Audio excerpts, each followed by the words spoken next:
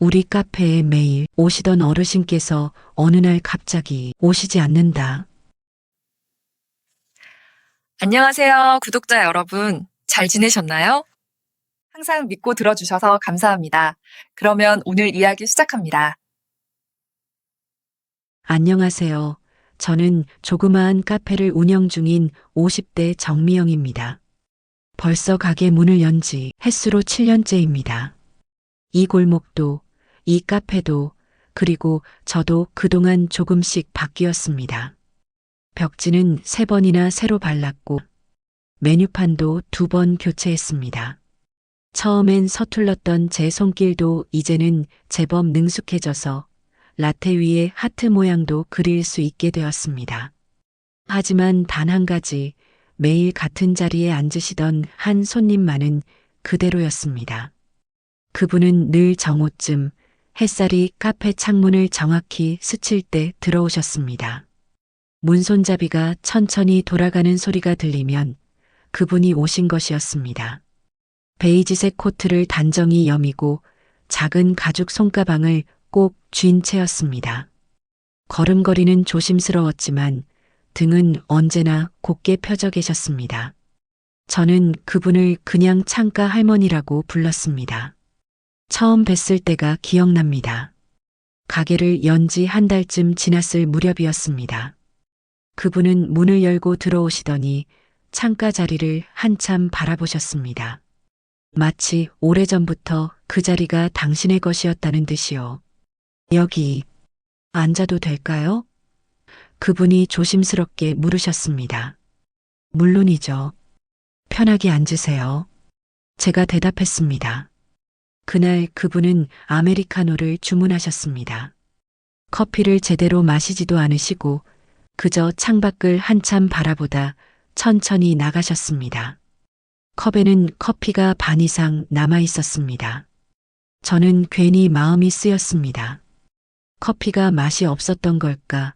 아니면 너무 뜨거웠던 걸까? 하지만 다음 날 그분은 또 오셨습니다. 같은 시간, 같은 자리였습니다.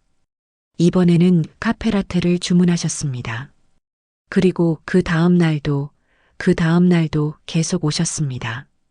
일주일쯤 지났을 때 저는 자연스럽게 그분의 자리를 비워두게 되었습니다. 다른 손님이 앉으려 하면 괜히 잠깐만요. 그 자리는 단골 손님 자리예요. 라고 말하곤 했습니다. 오늘도 햇살이 좋네요. 그분이 나지막이 웃으시면 저는 늘 같은 대답을 했습니다. 네, 따뜻합니다. 커피도요. 그 한마디가 매일의 시작이었습니다. 그 짧은 인사가 주고받아지면 그날의 카페는 제대로 문을 연 것 같았습니다. 그분이 안 오시는 날은 손에 꼽을 정도였습니다. 비가 억수같이 쏟아지는 날에도 눈이 펑펑 내리는 날에도 그분은 오셨습니다. 그럴 때면 코트에 빗방울이나 눈송이가 맺혀 있었고 저는 얼른 따뜻한 수건을 가져다 드렸습니다. 시간이 흘러도 그분의 루틴은 변하지 않았습니다. 아침 식사 대신 카페라테 한 잔, 책 한 권, 그리고 오래된 가죽 노트. 책은 매번 달랐습니다. 때로는 시집이었고, 때로는 옛날 소설이었습니다. 하지만 노트는 언제나 같았습니다. 모서리가 달아서 색이 바랜, 그래서 더 소중해 보이는 그 노트였습니다. 가끔은 펜으로 뭔가를 쓰시다가 멈추시고 창가 쪽을 향해 고개를 살짝 숙이셨습니다. 눈을 감으시는 것 같기도 하고 그냥 먼 곳을 바라보시는 것 같기도 했습니다. 저는 몰랐습니다. 그게 기도였는지 깊은 생각이었는지 아니면 누군가를 그리워하는 시간이었는지 그러던 어느 봄날이었습니다.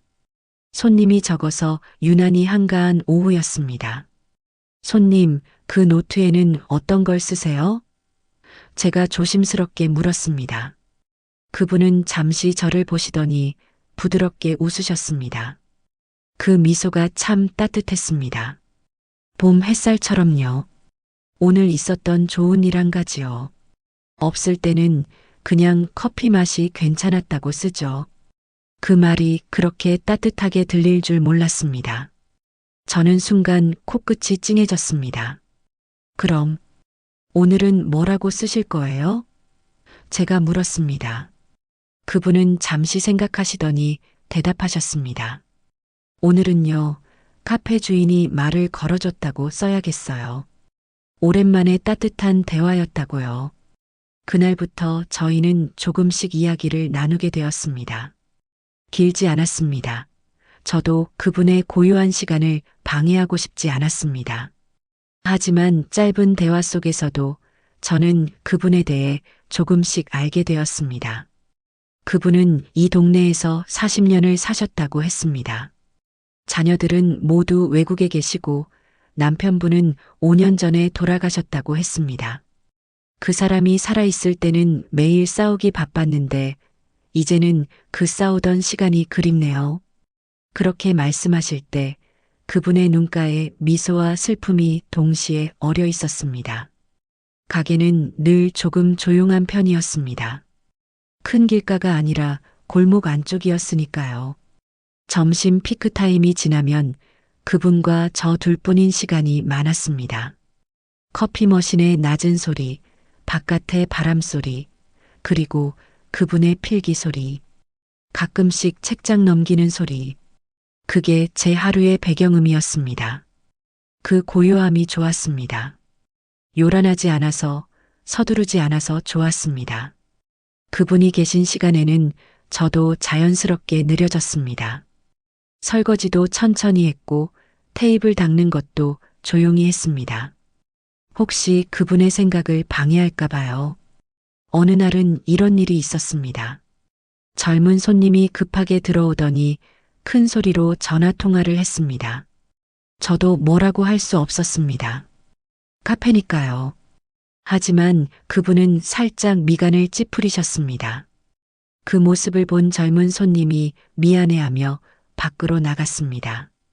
그리고 그분은 저를 보며 작게 고개를 끄덕이셨습니다. 괜찮다는 듯이요. 요즘 사람들은 참 바쁜가 봐요. 그분이 말씀하셨습니다. 그렇죠. 다들 뭐에 쫓기는 것처럼 사는 것 같아요. 제가 대답했습니다. 그래서 더 이런 곳이 필요한 거겠죠. 잠시 멈출 수 있는 곳이요.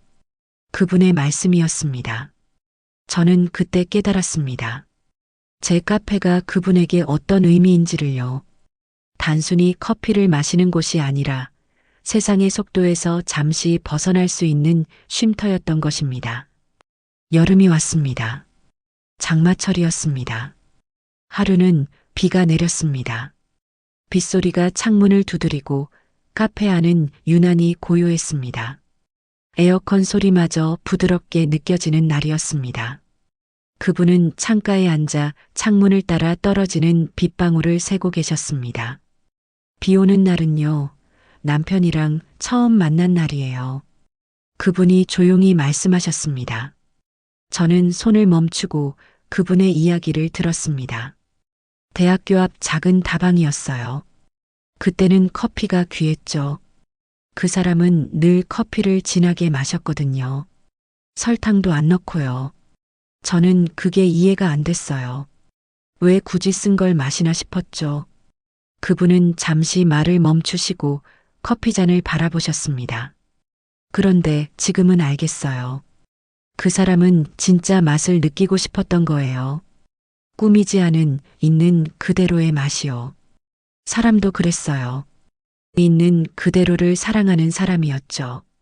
그날따라 커피 향이 유난히 진했습니다.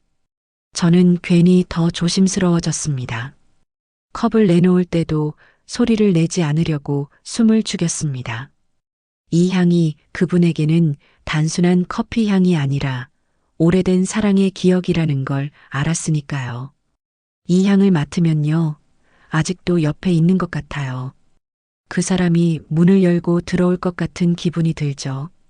그분의 목소리가 조금 떨렸습니다.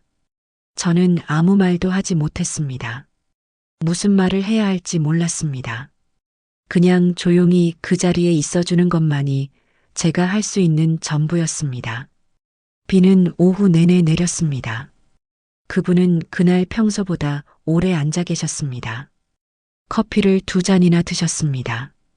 그리고 노트에 뭔가를 길게 쓰셨습니다. 제가 뭐라고 쓰셨는지는 모릅니다. 하지만 그분의 손길이 평소보다 느렸고 가끔씩 멈추셨다가 다시 쓰기를 반복하시는 걸 봤습니다. 해가 바뀌었습니다. 계절이 또 한 바퀴 돌았습니다. 그분은 여전히 오셨습니다. 변하지 않는 시간, 변하지 않는 자리, 변하지 않는 그 따뜻한 인사와 함께요. 그러던 어느 가을날이었습니다. 며칠 뒤 평소보다 이른 시간에 카페 문이 열렸습니다. 저는 반사적으로 어서 오세요 하고 인사했지만 고개를 들었을 때 그분이 아니었습니다. 중년의 여성이었습니다. 저는 괜히 실망스러웠습니다. 이상했습니다. 손님은 손님인데 왜 다른 분이 오면 아쉬운 걸까요? 그날은 하루 종일 창가 자리를 자주 쳐다봤습니다. 정오가 지났습니다. 정오 15분이 지났습니다. 30분, 1시간. 시간이 지나고 어둑해졌는데도 그분은 오지 않으셨습니다. 저는 핸드폰을 확인했습니다. 혹시 무슨 휴일이거나 제가 놓친 게 있나 싶어서요. 하지만 평범한 화요일이었습니다. 감기라도 걸리신 걸까? 저는 걱정이 되었습니다. 연세가 있으신데 환절기라 몸살이라도 나신 건 아닐까? 연락처를 받아놓을 걸 그랬나 하는 후회가 밀려왔습니다. 다음 날도 마찬가지였습니다. 정오가 되어도 문은 열리지 않았습니다.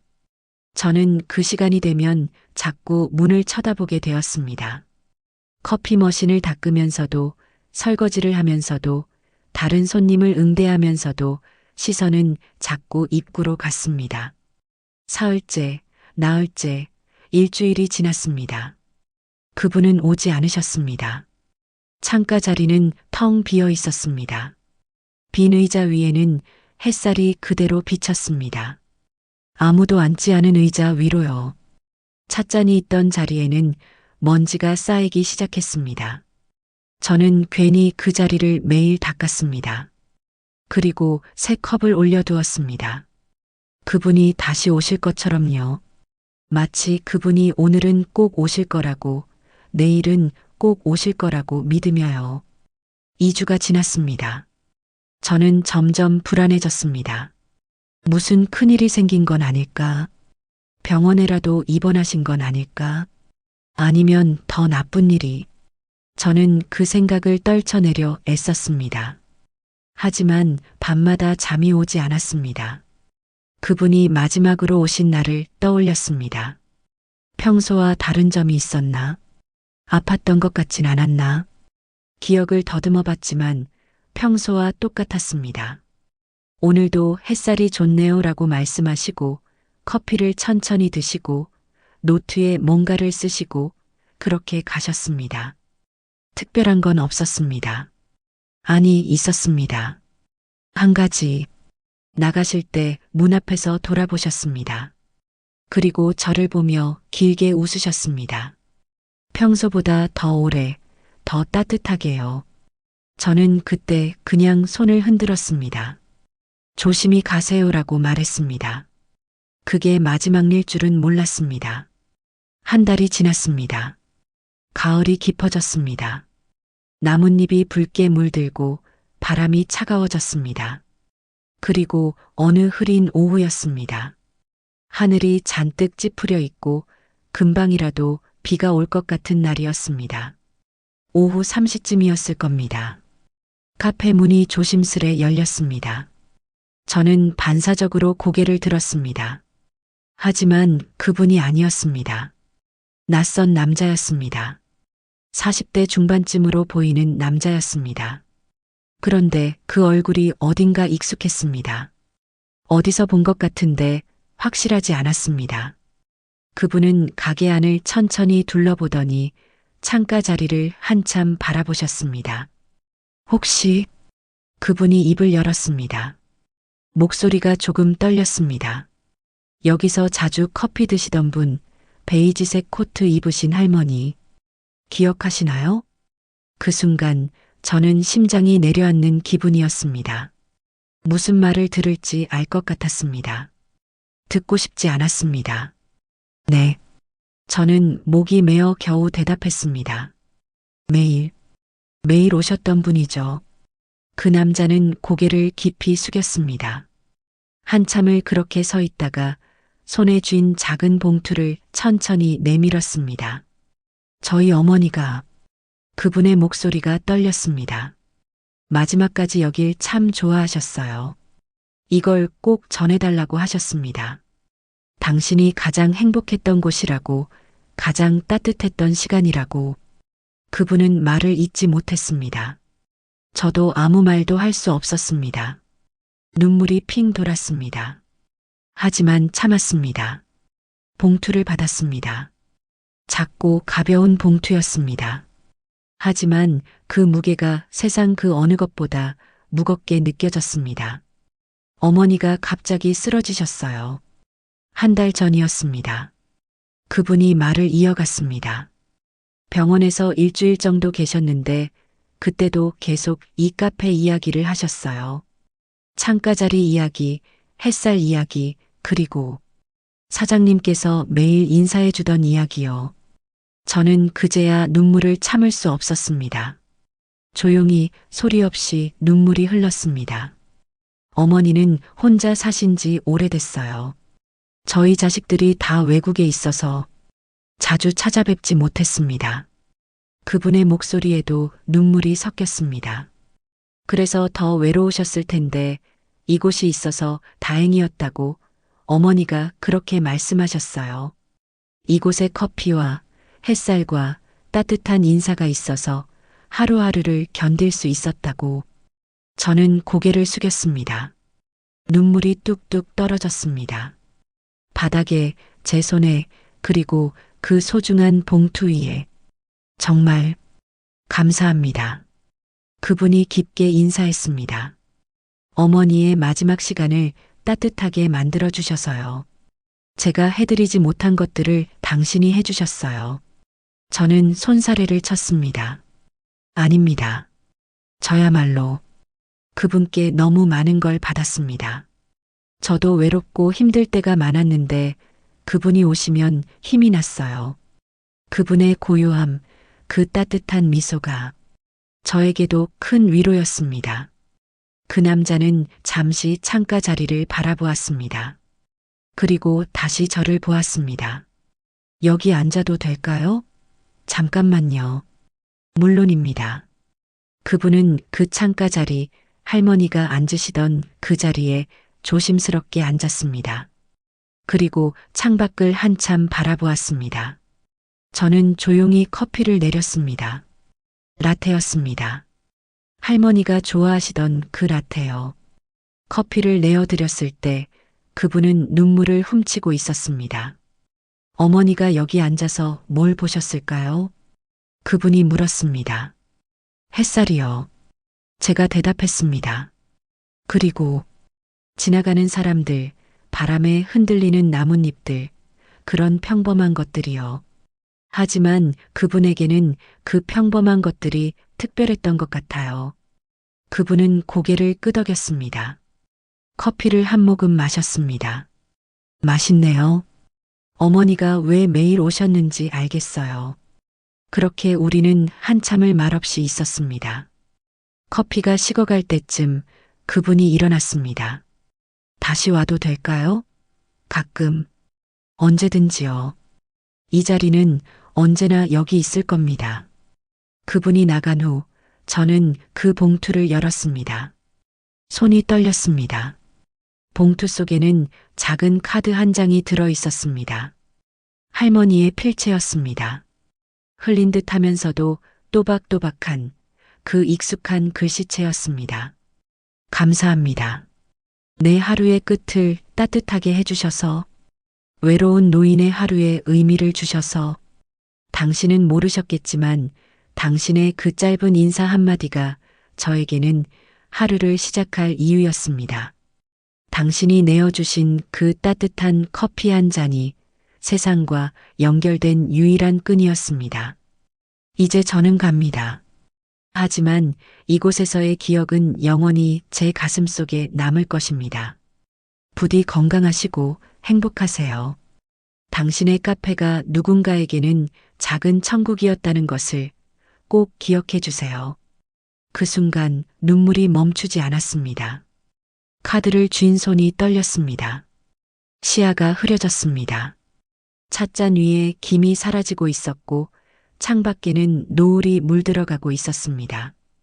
그분이 앉으시던 자리에는 여전히 따뜻한 온기가 남아있는 것만 같았습니다. 저는 한참을 울었습니다. 손님도 없는 텅 빈 카페에서 혼자 소리내어 울었습니다. 슬픔만은 아니었습니다. 감사함이었고 그리움이었고 그리고 사랑이었습니다. 그분을 사랑했구나. 저는 그제야 깨달았습니다. 할머니와 손님으로 만났지만 어느새 제 삶의 일부가 되어 있었다는 것을요. 카드 뒷면에는 또 다른 글씨가 있었습니다. 더 흐릿하고 더 떨리는 글씨였습니다. 아마도 마지막 순간에 쓰신 것 같았습니다. P.S. 제 노트 아들에게 맡겼습니다. 언젠가 당신에게 전해질 겁니다. 그 안에는 당신이 제게 준 모든 따뜻한 날들이 담겨 있습니다. 그날 이후 저는 매일 같은 시간에 그 자리를 닦았습니다. 그리고 조용히 커피 한 잔을 올려두었습니다. 누군가를 위해서라기보다 그분이 제게 남겨두신 마음을 잊지 않기 위해서였습니다. 커피는 식었지만 마음은 늘 따뜻했습니다. 일주일쯤 지났을 때 그 아들분이 다시 오셨습니다. 손에는 낡은 가죽 노트를 들고 계셨습니다. 그 노트, 할머니가 매일 쓰시던 바로 그 노트였습니다. 어머니가 이걸 당신께 드리라고 하셨어요. 그분이 노트를 건넸습니다. 당신이 궁금해하실 거라고, 그리고 당신이라면 이해해 주실 거라고 하셨습니다. 저는 떨리는 손으로 노트를 받았습니다. 무거웠습니다. 종이의 무게보다 훨씬 더 무거운 한 사람의 인생이 담긴 무게였습니다. 천천히 읽으세요. 어머니의 마지막 선물입니다. 그분이 가신 후 저는 문을 닫았습니다. 평소보다 일찍 그날은 더 이상 손님을 받고 싶지 않았습니다. 그리고 창가 자리에 앉았습니다. 할머니가 앉으시던 바로 그 자리예요. 노트를 펼쳤습니다. 첫 페이지에는 이렇게 적혀 있었습니다. 좋은 일 노트 2018년 3월 5일 시작. 그날이 할머니가 처음 이 카페에 오신 날이었습니다. 저는 기억했습니다. 가게를 연 지 한 달쯤 되었을 때였습니다. 2018년 3월 5일. 새로운 카페를 발견했다. 창가 자리가 좋다. 햇살이 따뜻하다. 2018년 3월 6일. 오늘도 그 카페에 갔다. 주인이 웃으며 인사했다. 오랜만에 기분이 좋았다. 2018년 3월 7일. 카페 라테가 맛있다. 커피를 마시며 남편 생각을 했다. 덜 슬펐다. 매일매일의 기록이었습니다. 짧았지만 하나하나가 소중했습니다. 저는 천천히 읽어 내려갔습니다. 2018년 5월 12일. 주인이 말을 걸어줬다. 오늘 뭐라고 쓸 거냐고 물었다. 오랜만에 누군가와 대화를 나눴다. 2018년 7월 3일. 비가 왔다. 남편 이야기를 했다. 주인이 조용히 들어줬다. 울지 않았다. 이제는 슬픔보다 그리움이 더 크다. 2019년 2월 14일. 발렌타인데이. 예전엔 남편이 초콜릿을 사줬었다. 오늘은 카페에서 커피를 마셨다. 주인이 작은 쿠키를 서비스로 줬다. 외롭지 않았다. 해가 바뀌고 계절이 바뀌어도 기록은 계속되었습니다. 어떤 날은 길게, 어떤 날은 짧게. 하지만 빠짐없이 매일. 2020년 3월 20일. 코로나 때문에 카페가 문을 닫을까봐 걱정했다. 다행히 영업한다. 주인은 힘들어 보였다. 팁을 조금 더 두고 왔다. 2020년 5월 1일. 주인이 창가 자리를 내 자리라고 불렀다. 누군가가 앉으려 하자 단골 자리라며 다른 곳을 안내했다. 가슴이 따뜻했다. 나에게도 자리가 있구나. 2021년 9월 15일. 아들이 전화했다. 내년에는 꼭 한국에 온다고. 그때 이 카페에 데려와야겠다. 자랑하고 싶다. 내가 매일 오는 이 따뜻한 곳을. 2022년 4월 8일. 오늘은 남편 기일. 카페에 더 오래 있었다. 주인은 아무 말 없이 커피를 한 잔 더 내줬다. 계산할 때 받지 않았다. 눈물이 났다. 고맙다고 말하지 못했다. 2023년 6월 20일. 요즘 몸이 예전 같지 않다. 하지만 카페에는 꼭 가야 한다. 이곳이 내 하루의 전부니까. 주인의 미소가 내 하루의 전부니까. 2024년 1월 1일. 새해 첫날. 카페가 문을 열었다. 주인은 혼자 가게를 지키고 있었다. 새해 복 많이 받으세요라고 인사했다. 올해도 이곳에 올 수 있을까? 올 수 있기를 바란다. 2024년 9월 28일. 오늘 아침 거울을 봤다. 많이 늙었다. 이제 곧 남편에게 갈 것 같다. 무섭지 않다. 하지만 이 카페가, 이곳의 주인이 그리울 것 같다. 2024년 10월 1일. 요즘 몸이 많이 안 좋다. 병원에 가야 한다고 아들이 성하다. 하지만 카페에는 꼭 간다. 마지막까지 가고 싶다. 내가 가장 행복했던 곳.